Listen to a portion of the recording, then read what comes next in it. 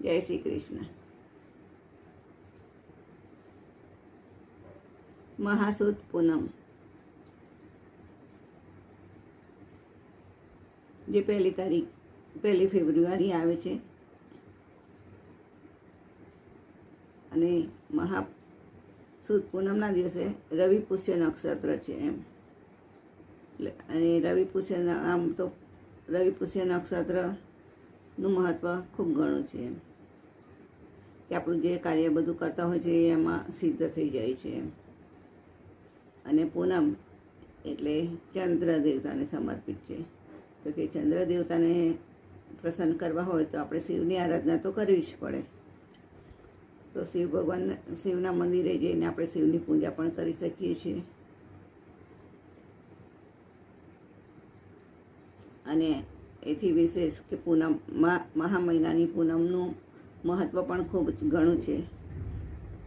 કહેવાય છે કે આ દિવસે સ્નાન, દાન, તર્પણ આ બધું કર્યું હોય તો એનું ઘણું ફળ મળે છે. અને શાસ્ત્રોમાં તો આવું પણ કહ્યું છે કે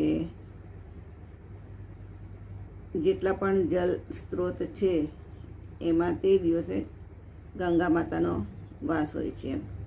એટલે આપણને સ્નાનથી આપણને ગમે ત્યાં તમે નાહો, ઘરની નદી, ઘરના પાણીમાં સ્નાન કરો કે પછી તમે કોઈ બી બીજી નદી કે ગમે ત્યાં સ્નાન કરો, પણ એ ગંગા નાહ્યા જેટલું જ આપણને એનું પુણ્ય મળે છે એમ, એવું કહેવા માંગે છે. તો સ્નાનનું પણ મહત્ત્વ ઘણું છે, સાથે સાથે દાનનું પણ મહત્ત્વ ઘણું છે. એટલે સ્નાન, દાન, જપ, તપ, અને આ દિવસે આપણે તર્પણ પણ કરી શકીએ છીએ પિતૃઓનું.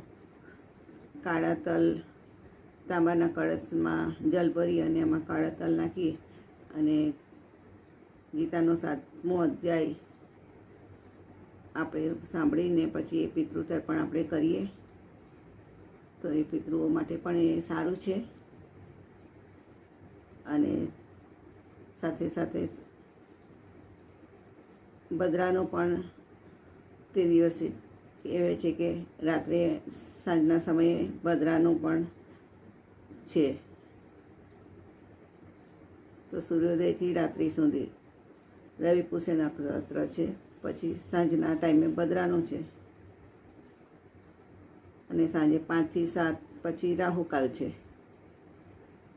અને ચંદ્ર દર્શન કરીને ચંદ્રને પણ અર્ઘ આપીને આપણે ચંદ્ર દેવતાને પ્રસન્ન કરી શકીએ છીએ, જે માનસિક શાંતિ માટે ખૂબ જ મહત્ત્વનું છે. તો મહાસુદ પૂનમના દિવસે સ્નાનનું ખૂબ મહત્ત્વ છે.